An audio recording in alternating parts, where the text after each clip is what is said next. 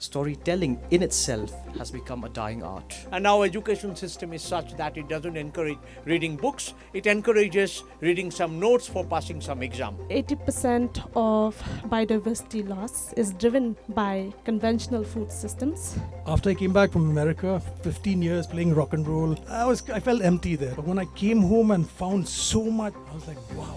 We need to document this and try to erase the the barrier and look at the common things that we have in this region. So very good afternoon to all of you present here today.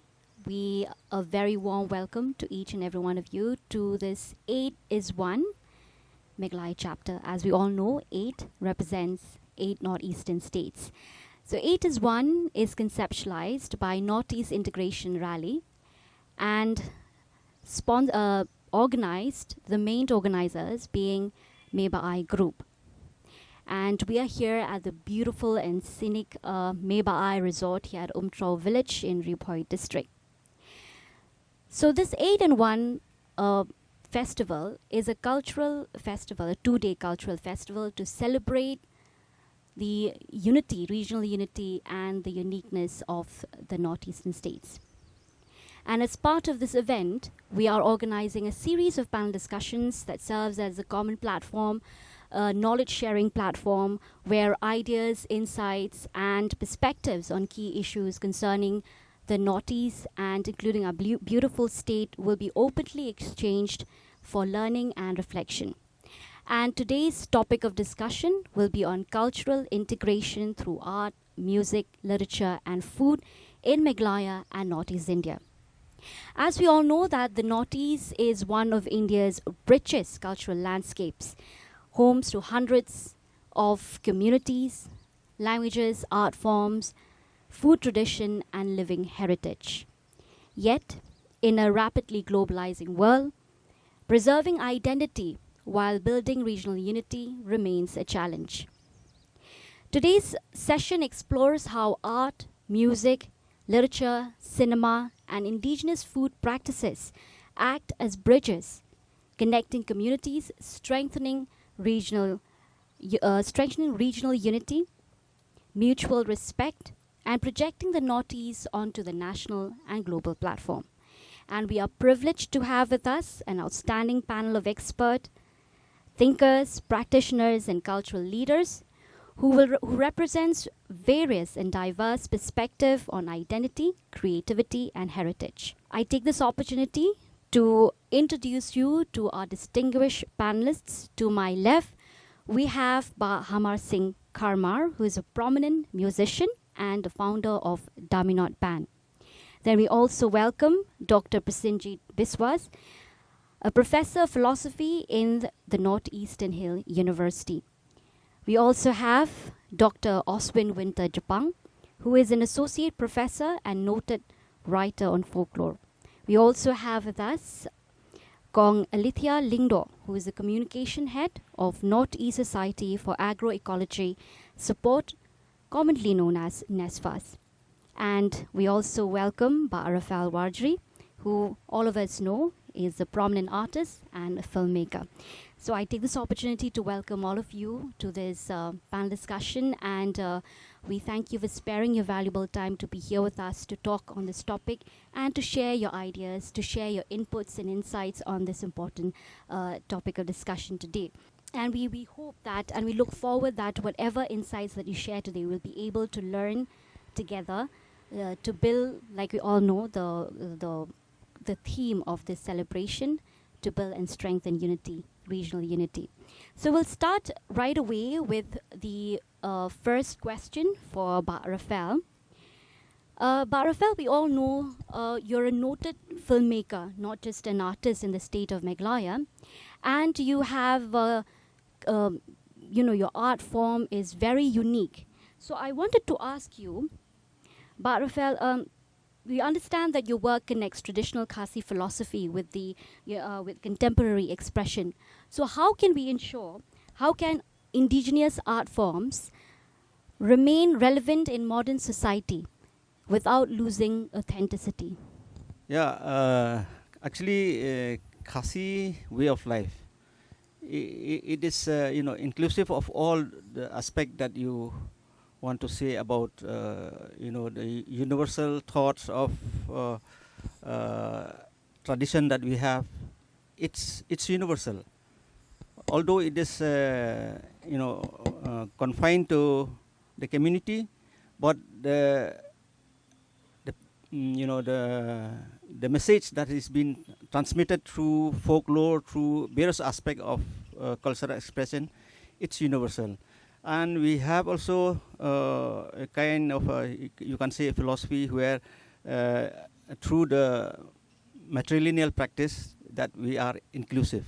Immediately, I would like to say that this cultural integration that we are talking about in this particular session right now, it has always been there.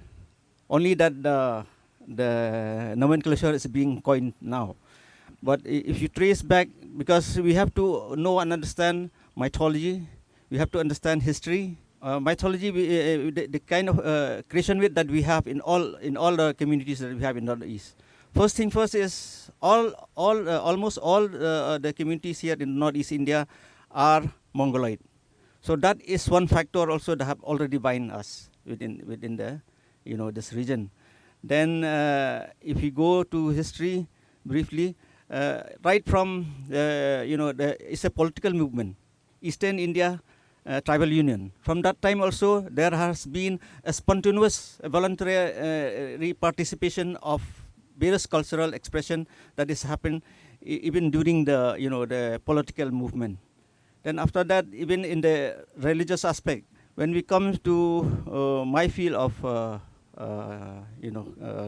artistic expression, painting, we also have quite great numbers of encounters in terms of cultural integration. Thank you so much, Barafel, on those insights that you shared.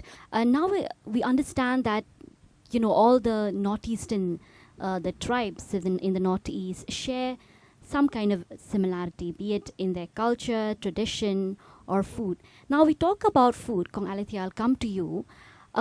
We understand that the food that we eat, the kibam local mongishiong, the local food that we eat, all of us share a lot of similarities. Kong Alithia, I want to ask you this question: how does food act as a medium of cultural integration?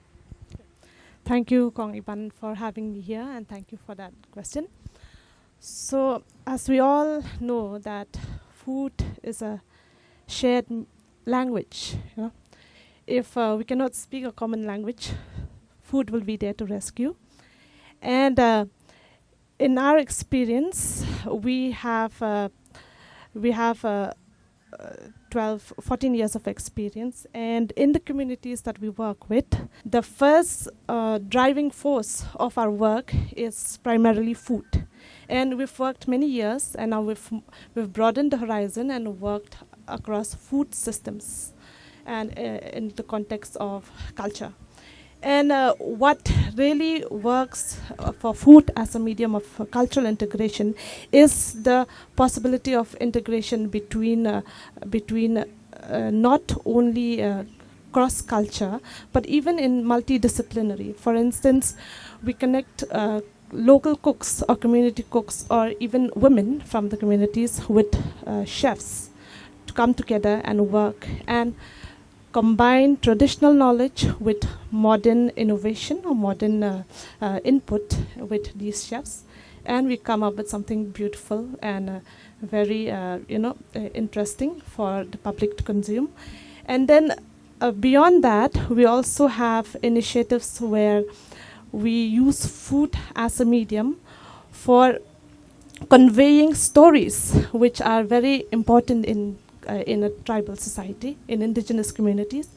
And there's a saying that says, a picture says 1,000 words, no? And I believe food tells stories across generations. That's where food plays a very important role in integrating culture, discipline, people, generations. It is actually food food and the stories of food and the dishes and the recipes that has passed down through generations and has acted as a medium for intergenerational knowledge exchange between the young and the old and other people. Thank you. Thank you. I really like that when you talk about the intergenerational change that you have, the connection, and how you mentioned that there's always a story behind the food that we consume as the indigenous communities. So I'll come to Dr. Oswin. Dr. Oswin, I believe you did your thesis on folklores, and I remember back in the day when we worked together, or when we had worked together also, you had written extensively on the different folklores in our community. So I wanted to ask you, because we know that folklore and narratives form the backbone of the Northeast identity. How can we ensure? How can we document and protect these tradition in the digital age to ensure that it's not lost? To make sure that our young people also are aware of that. Thank you so much, Kong Iban Maure. I'm very grateful for this opportunity to express a few of my views on this based on my experience and expertise, but also on a few years of research in the field where I've come to close contact with the very nuanced object of this question that you've raised.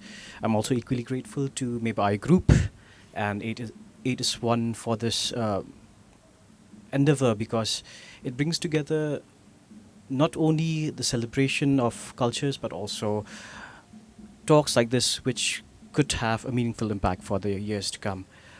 Well, coming back to your question, before I answer that, I will beg for a small clarification. I am not an associate professor yet. I am an assistant professor in St. Anthony's. So that's the first thing. Now, coming back to your question, I've been a folklorist for the last 9 years, or at least identified myself as a folklorist for 9 years. Before this, I was primarily instructed, trained as a student of literature. With my current profession as well, I still teach literature. Now, the kind of literature, however, that I teach comes from a very Western source: English, European, Spanish, sometimes translated. But very little is there space for the literature of the Northeast until very recently. At the same time, while I was pursuing my PhD then as well, I realized that there was still very little documentation work possible, done, or that has been translated in a manner or conveyed in a manner that is easy to consume, easy to recall, easy to reflect upon the culture and identity of the people here in the Northeast. So there was something amiss there. There was some kind of a problem there. The literature that I teach was not native to the land. And so, being a folklorist whose work has been primarily here in the northeastern region, most notably with the Khasi community, and specifically War Khasi, I realized that such literature does not exist yet. And so, only a few years ago did I start on a venture with few groups whereby a few works were produced in the form of children's literature, accompanying text with images that is informative and instruction not only to young readers, but also to more mature audiences as well, who would like to use those books as gifts to their loved ones, to children, and so on and so forth. But at the same time, it teaches them more of the identity and culture of the community that they're dealing with or they're reading. Even in terms of academic research, there's still a lot that can be worked on, especially when we take into consideration the nature of the folk and oral traditions that exist within the communities here. And I think that things are changing, because now there's a wider understanding of indigenous knowledge systems, IKS as they are dubbed, and they are being introduced and pursued in academic institutions, academic spaces as well, whereby hopefully the voices of cultures like ours here in the Northeast can have more avenues to express themselves, but in the same way help in preserving them and inform, especially the younger generation, so that they do not forget. Exactly. Thank you, Dr. Japang, for that. And you rightly mentioned that we require more avenues, more platforms to ensure that, the oral tradition or our indigenous practices do not disappear. Now, I'll come to Dr. Prasenjit Biswas. Sir, earlier Dr. Oswin had talked about the need to have more avenues, the need to have more platforms, the need to have more policies that support cultural integration, that helps preserve the knowledge, the indigenous knowledge, the culture and the tradition in the Northeast India, in particular Meghalaya. So I'm going to ask you from a policy point of view, what role do institutions such as, let us say, the Northeastern Council, or maybe the ICCR, or maybe for that matter even the Northeastern Hill University play in preserving these valuable knowledge, these indigenous knowledge that we have in the Northeast? Yeah, first of all, I thank Kongi Venta, then Meba Ai and Vishwadev Gupta for conceptualizing this extraordinary idea of integration. It's not an usual idea of integration that is spoken of, even in your question. So it's a question of really understanding in a deeper way our roots, actually. Roots are getting sort of uprooted, and we have to search back or have a quest for those roots, and we have to understand from where those roots have come, actually. So roots and roots through which we can understand and we can travel together. So we have this tremendous diversity of cultures in the whole of Northeast, and the diversity is such that in many cases cultures do not match with each other. So whenever we experience some kind of a mismatch, some kind of a difference, how do we negotiate and mediate that difference and the mismatch is the question for cultural integration and the question for policy making. Now towards this we have to do many things. The very first step would be to preserve the specificity of each of the cultures. And as rightly pointed out by Varjari in the beginning, in the Northeast we have around, I would say, 220 recognized tribes. But within those recognized tribes, you have many sub-tribes. Each clan or sub-clan occasionally claim a different tribal cultural status or a tribal identity. Now, in many cases, these identities are brushed aside. Now, we have sort of successfully erased many of these specific cultural practices, and we have retained some. So the loss is huge, though we have gained some. Now, whatever we have lost, that need to be recovered. That's the very first step of retrieval and preservation. Now, what we have lost, we have to understand.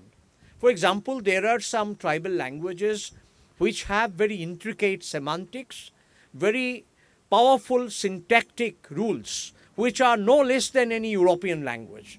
Indeed, European languages would get enriched by these tribal semantics and tribal syntactics.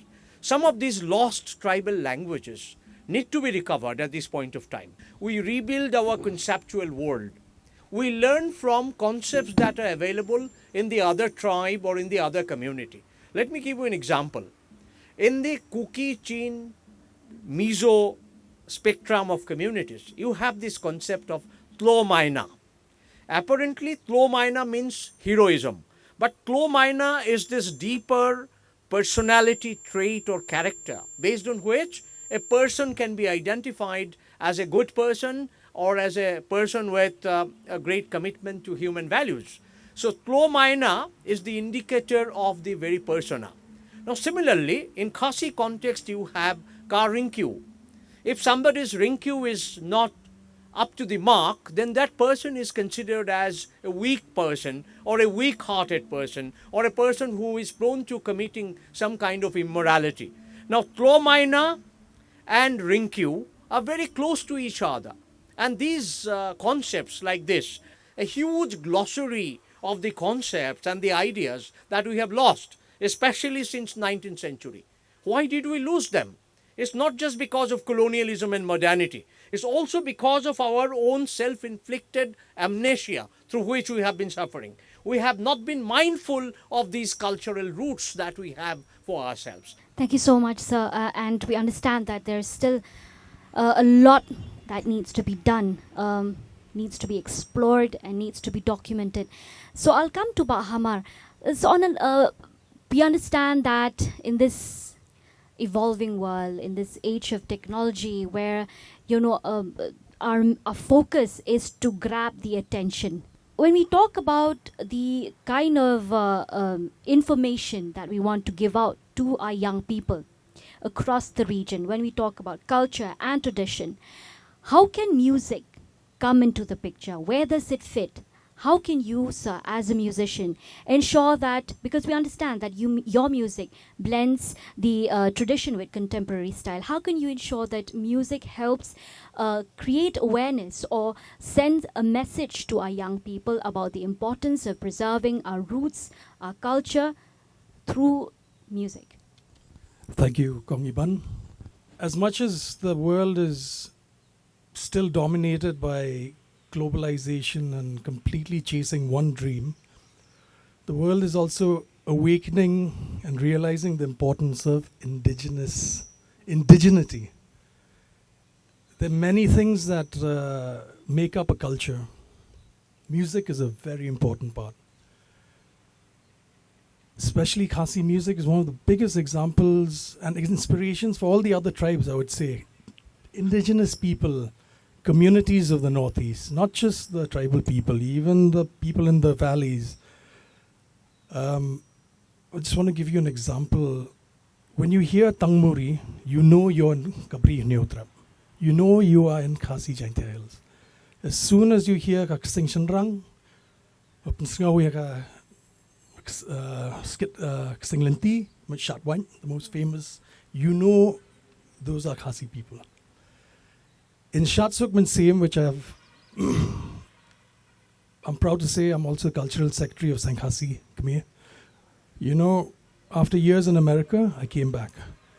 In that dance, there's 7 main rhythms.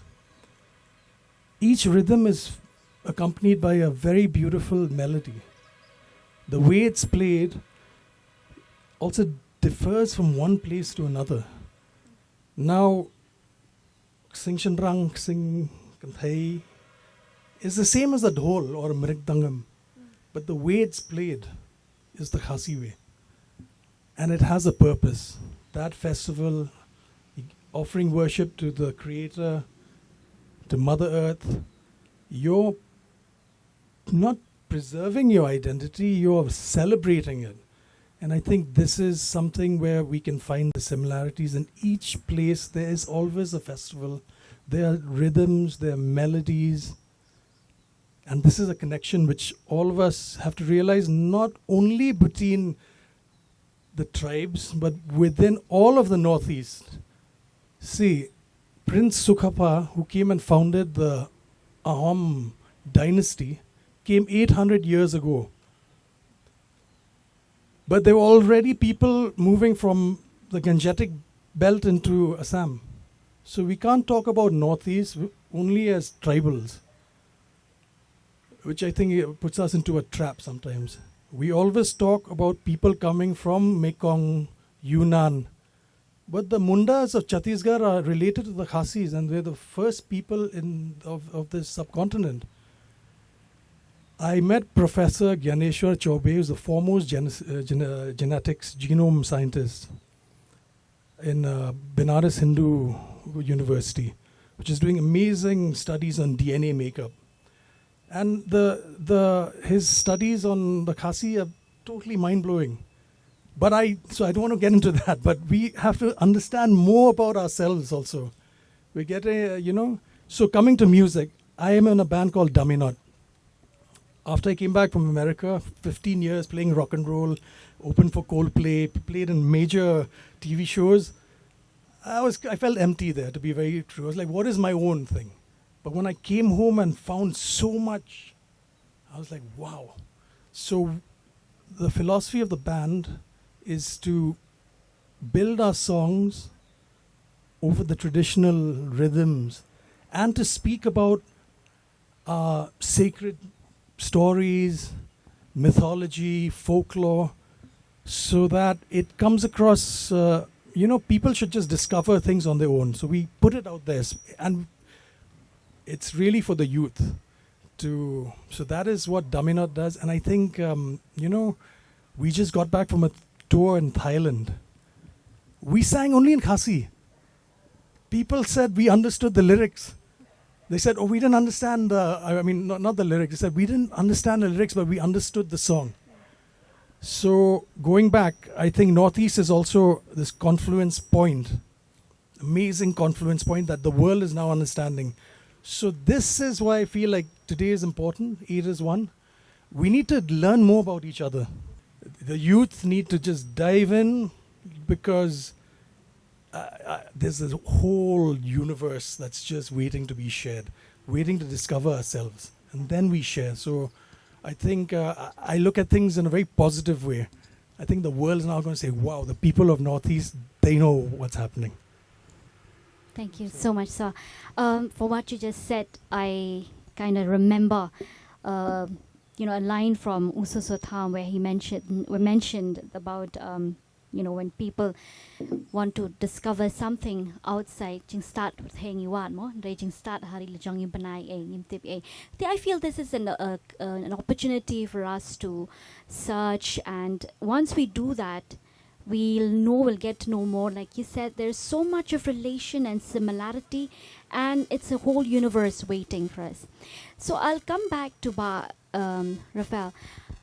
But let's talk now from a filmmaker point of view, because we had spoken earlier, you had spoken from an artist point of view. So from a filmmaker's point of view, how can films contribute to healing social divisions and promoting intercultural dialogue in the region? Because we understand that, through cinema and through film, we can do a lot.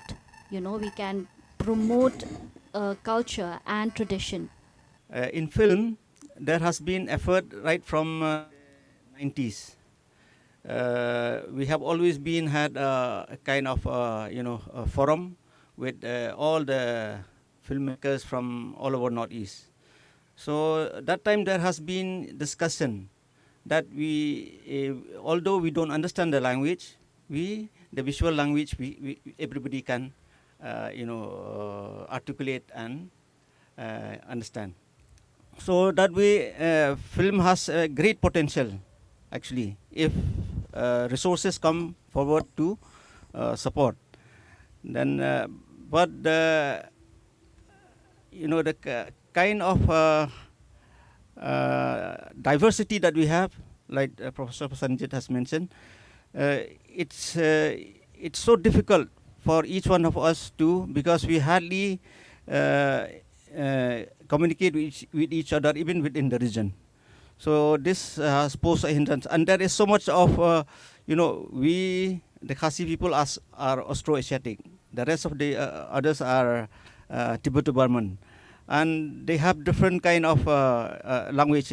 Like even among in our state also, there are times where you won't understand the war amwi. So that way it is a hindrance. But still we in Arunachal Pradesh, in Nagaland, how many hundreds of dialects that they have. So, but nevertheless, we still keep this agenda on place, that maybe someday we would be able to do it in a way that we will appreciate it. So I should also I have forgot to mention earlier, we should appreciate the initiative of though not film, like in the Hornbill Festival in Nagaland, the one in Arunachal Music Festival. Zero Festival.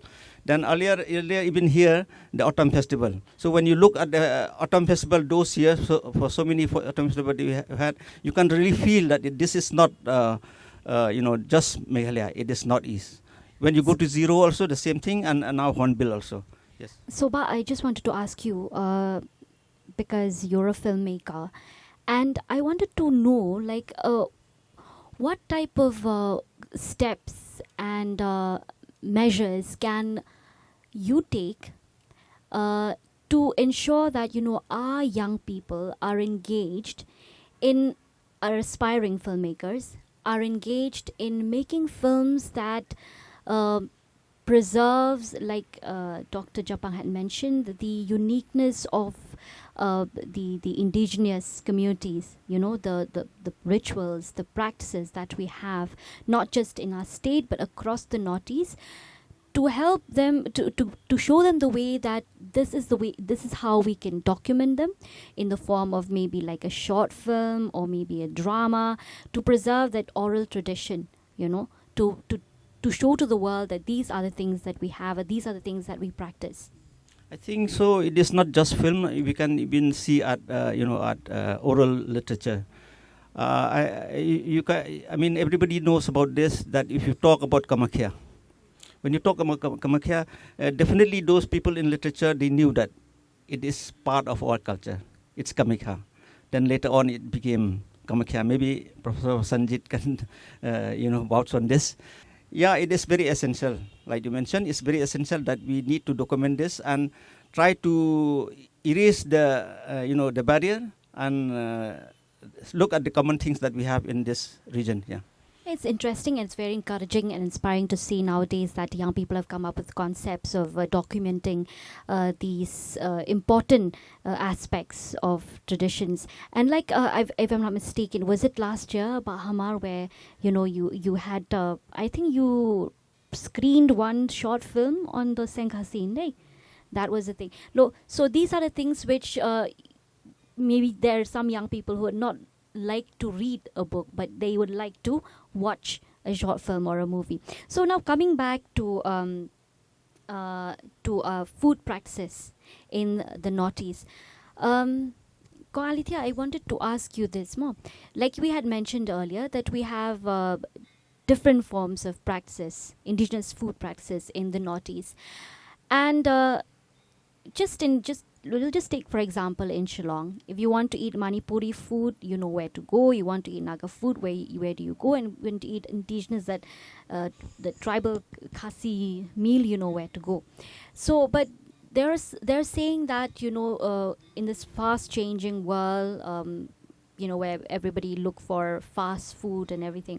So what are the different steps that you as an organization, as an association take to protect and preserve these indigenous food system in the state and the Northeast? The topic of indigenous people's food systems, which is the main vision of NSFAS, is more relevant than ever, especially in today's world of overlapping biodiversity, climate, and food systems crises. Globally, 80% of biodiversity loss is driven by conventional food systems, and even 1/3 of the greenhouse gas emission is because of dominant food production system, and 70% of the water use resources, is by dominant food production system. So what do these figures tell us? That the global or dominant food production system is not only unsustainable, but it's completely broken. So that's why the topic or the theme that we are currently working on, strengthening and promoting the indigenous people's food systems, actually lies a lot of hope, So our work is more relevant than ever in collaboration with the communities. That's why initiatives on how do we promote them and strengthen them include such as the establishment of the agroecology learning circles in the communities, which are platforms of farmers coming together, discussing about environmental issues, agricultural issues. Another topic that we are addressing is the issue of nutrition, which food plays an important role. And, like you said, lifestyle change, the trends changed in the world. We see that especially it starts very young, from children. So our work through enhancing nutrition through the school meals of the children is very much important, where we integrate wild edibles in the school meals platter, and it's a very successful model that we are currently implementing, and we are scaling it to more villages. Thank you, Kong Alithia. We all talk about sustainability, and one of your models that I believe it won an award Yes. in the UN, right? And that model is being practiced not just in Meghalaya but also in Nagaland. We thank you for the initiative that NESFAS has taken in preserving these indigenous food practices and systems that we have. Moving on to Dr. Oswin. So, Doctor, we have spoken a lot about the need to get our young people interested and wanting to know more about our own tradition, our own culture. What role does literature play in connecting the younger generation to their cultural roots? Thank you, Kong Iban, for that question again. I would like to say that of late, a very different pattern is seen. I teach in the college level, so we depend on the syllabus structure from the university, ours being Nehu. This pattern is one which has finally incorporated a study of the literatures of the Northeast, not only of literature from Meghalaya, but from the entirety of the 8 sister states of the Northeast, selecting various poems, short stories, essays, as well as novels. Now, this way, the heterogeneous classroom that we have in the Northeast becomes familiar of the kind of material, the kind of storytelling that exists. Because you see, storytelling in itself has become a dying art. These were once lived experiences, which unfortunately has come to a steep decline as it stands. Fortunately for this generation, have started to study the storytelling tradition again. And so a great interest has started to emerge, whereby young people have started to take up the mantle of, once again, share narratives. And this happens especially in YouTube and in Instagram, where various pages have been created, various channels have been created, where young individuals of the community have started to share stories. Interest is generated among young people to realize that there's still a lot that can be done. It opens up new avenues for them, just not to be stuck in a traditional way of thinking. They can now relate to it very closely. And so I feel this way it allows for a very robust mechanism of approaching or looking at literature now, not something as reading something that is detached and a bit distant, but something that is close to the heart. Thank you so much, Dr. Oswin. We know that now the trend of storytelling, the art of storytelling, is slowly gaining popularity, and it's become a trend among young people now, especially on social media and Instagram. We've all seen how young people would take a content and try to tell a story. And the same can be done for the different, maybe if you can look at research work that have been done by, professors or scholars. Of course, scholars and researchers have done a lot of work on the culture and the tradition of the Northeast, but that's stuck in the archives. It's not being, made widely available to the young audience. Now, what the young audience want is that from a youth perspective, they want to get access to that, but they don't want to go through the hard work of going to a Nehu website and clicking on various links to get access to read that. But they want it to be translated into something more than just maybe, let's say, 50-60 page of an article. How can we translate that, sir? Yeah, that requires a kind of a boosting up our publication efforts. But that's not happening so easily, because translated works are quite a few, and the entire world of translation is dominated by, let's say, quote unquote, a few luminary authors. So translation has to be made more, available, and many people should participate in that, and that's not happening. The second is the use of language. As far as language skills are concerned, even in translating to English, the English that is used in translation is not up to the mark also in many cases. So there is a gap that is increasing even though translation is happening. So that's a very strange kind of a situation. In that situation, especially younger generation is left high and dry. The younger generation has to be re-familiarized with the existing old texts. Let's say younger generation has to read Soso Tham's poem by reading his books, or younger generation has to read some of the old Assamese Lokinath Bejborua's writing, for example. So there is no alternative to reading, and unfortunately reading culture is dying, that is decaying.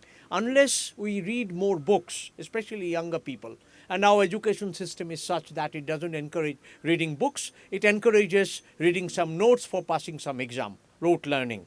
So books that are available, much of it is not read by the younger people. And that's a big cultural crisis. It's a deep cultural crisis from which the younger generation and the elderly generation are both suffering, because no way the knowledge and the ideas can be translated without a living culture of reading. Thank you so much, sir. And we understand that, even from a media professional point of view, so I feel like we equally have a role to play in this, even as media, to help promote and preserve the indigenous identity.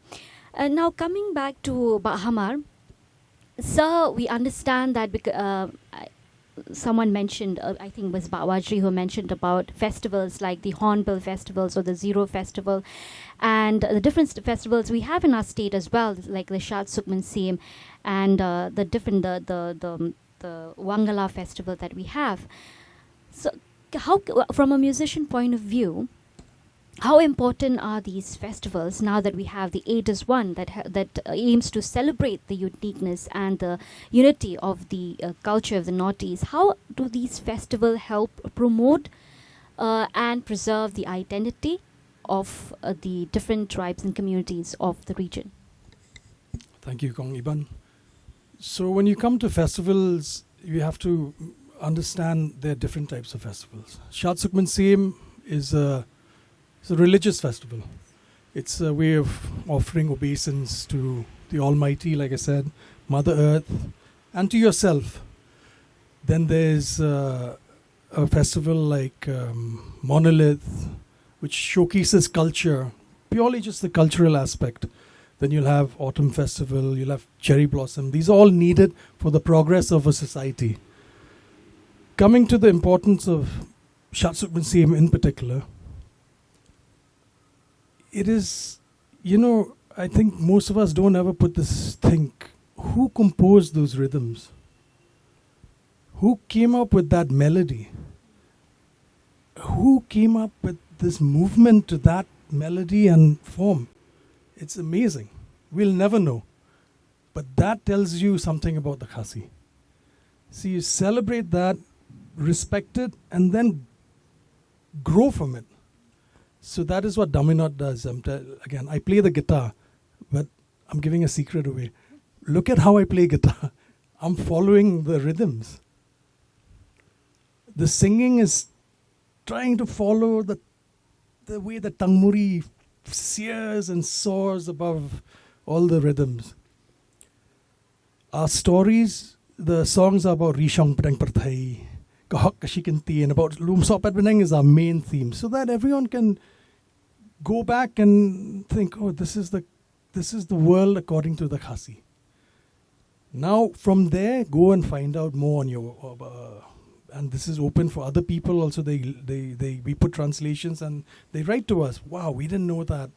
And I think we are inspired and we are also inspiring.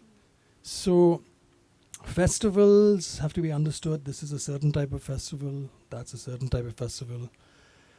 The preservation is very important, but you must grow from the foundation that's been preserved also. Tibri or Tiblai means to know, man is to know God. But it's also, I think, it tells you that you must know yourself. I think this is like the kind of wisdom of the Khasi people. Thousands and thousands of years of reflecting and understanding. And that's where we then want to know more about others. But if you're scared of not knowing who you are, you're just going to make everyone an enemy and be completely lost. So I think that's where we're lucky, because Klom right now is there in the middle. And I think he meant to say Ringyo. So it's this concept. It's like an aura, but you can't describe it. But it's similar to an aura, your chakras, or you could call it. But it's the Khasi way, which cannot be. It's similar, but it's the Khasi way. And you'll find it in every community. And that's the human story. And the human story that can maybe lead the world forward is in the Northeast, is in India. It's the oldest man has been here occupying this subcontinent for the most number since the beginning of time. So now Northeast is getting its time and for us to tell our story. So thank you, 8isONE, for putting a panel like this. Thank you so much, sir. So that's something interesting which earlier we didn't know, but now we know. So that is why we say it's very important to have mediums such as these to help tell us the story behind all that.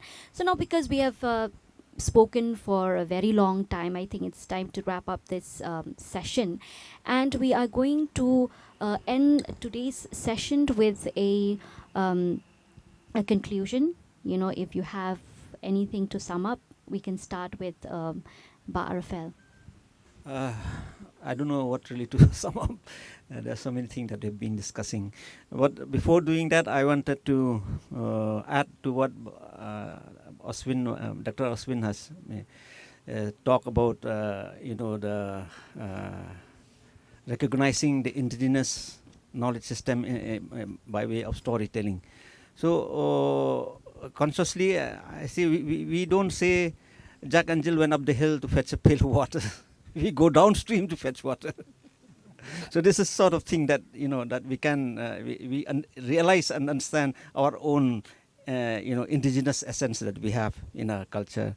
And ending notes, I think, despite the problem, the drawbacks, the hindrance that has come about in this cultural and social situation that we have in this region, we should always be optimistic to endeavor and see to it what the initiative that 8isONE is doing right now has to be taken to a next level.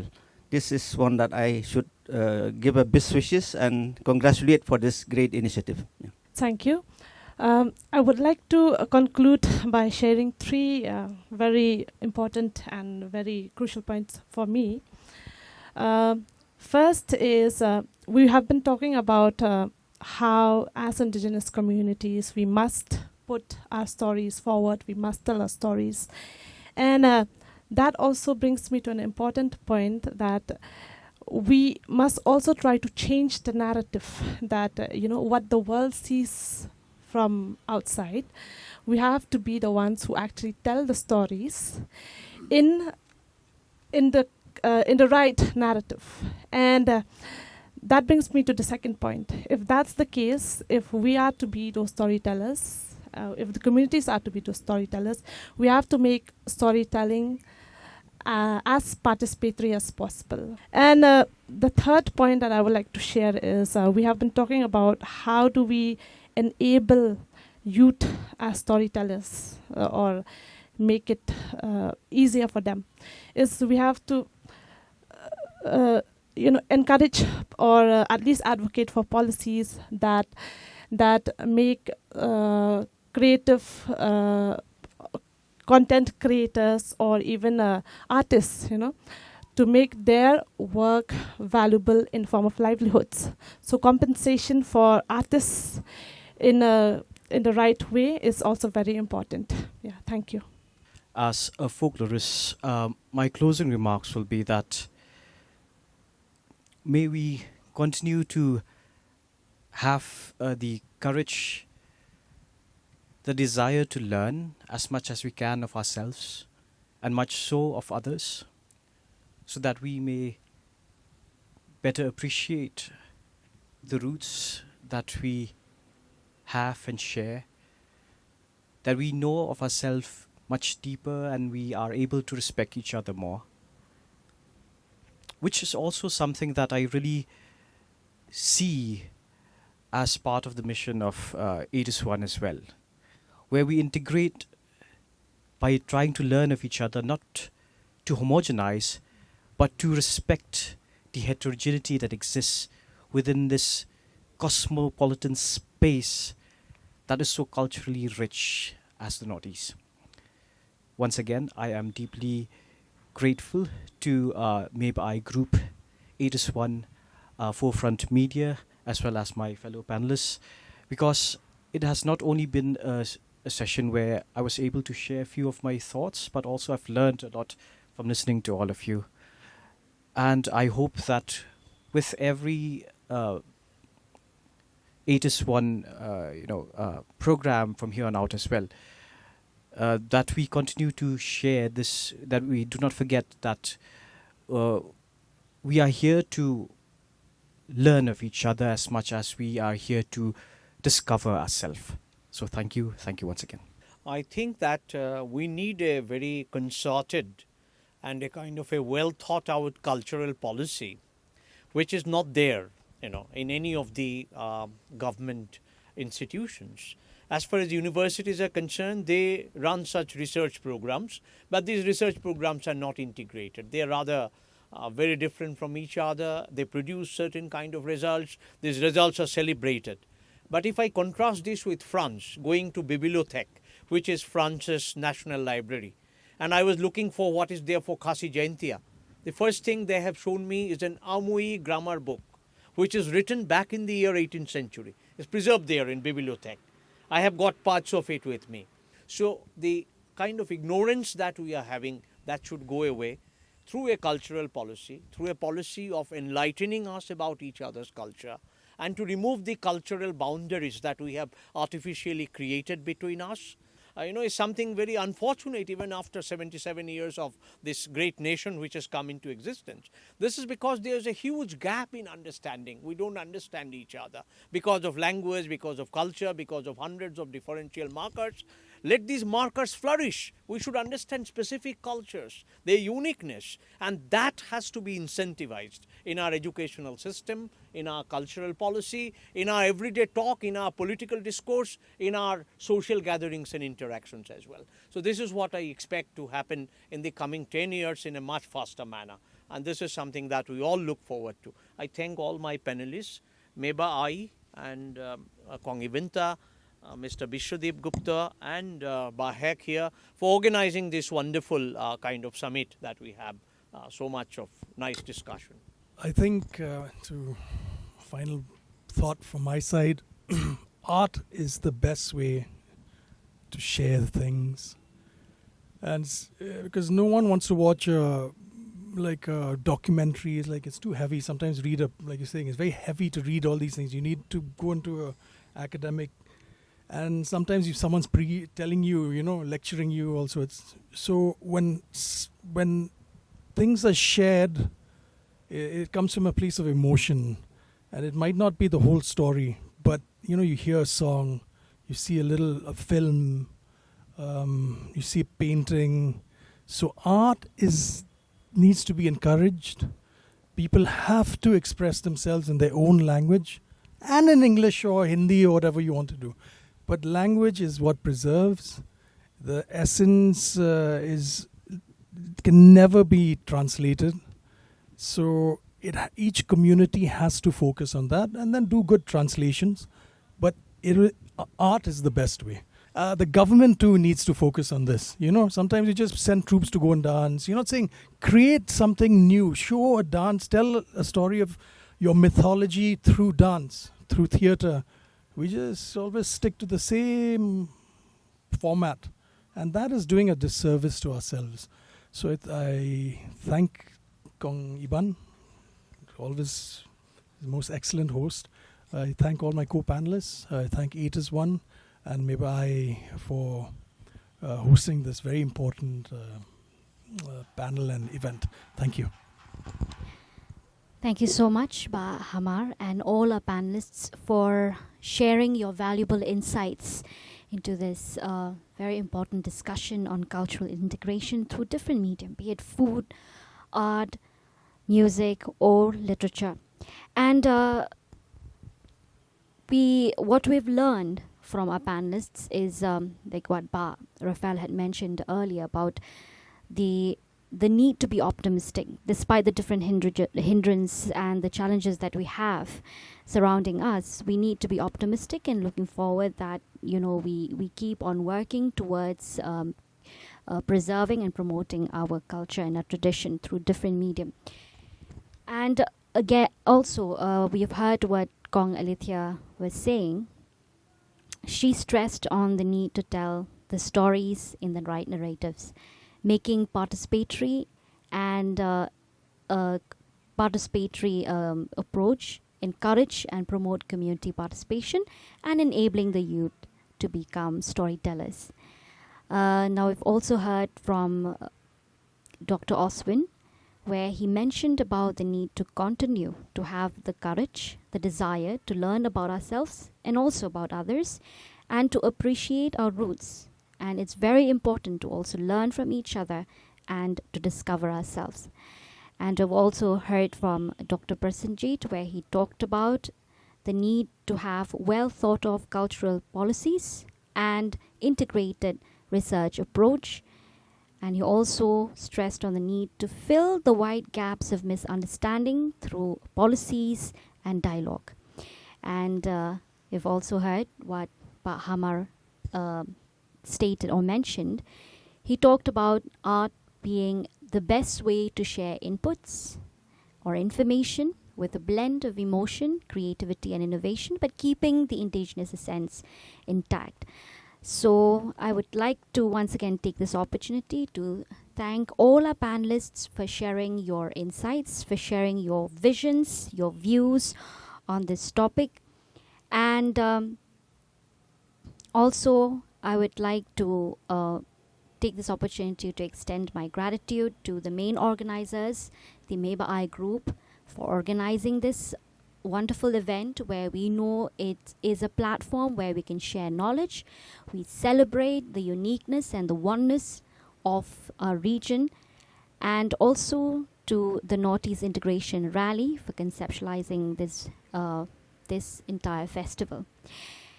And we understand that today's session, it's their talks that we have understand so far, is that culture is not just about preservation, rather it's more about participation, innovation and dialogue. Like we say that cultural integration in the Northeast does not mean uniformity.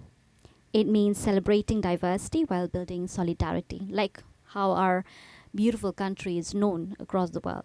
Unity in diversity, or at least that is what I want to believe. So with that, we have come to the end of today's session, and I would once again like to thank Ba Rafael Warjri, Gaunlithia Lingdo, Dr. Oswin Winter Japang, Dr. Prasenjit Biswas, and Ba Hamar Singh Karmar for sparing your valuable time to be here with us and to talk about this topic, to share your views and opinion. And like Dr. Prasenjit had mentioned earlier, it is a platform where we can learn from each other and reflect upon. So with that, we have come to the end of this session. Thank you for being part of this meaningful conversation. Panagabanta ki parlok ki bajupet yaw forefront media, kubleshu bo ni ka por ka jong pi, but ngangej ba pi la yo ikitu ki simbo. Perkat halor ke jinya kran metasni ke bayde halor ka culture bakarukom im jong ki jai penre rupa jong ke ni ka than shatay lam ingi barok away. Te dakitu ngila poish ka bakut bangi kwawan ai kuble kerpang ru ye ka Meghalaya Group ka bala ka main organizer ka ba belong ya ka ni ka festival ka bangi tip ka 8isONE festival hang ni hapo Meghalaya Resort ka badan hapo Umtrew hapo Bhoi district. Te dakitu ngila poish ka bakut jong ka ni ka program na ni ka jinya kran ka jongi ni second do bi mai pila shai ka sni kuble ka por jong pi baro.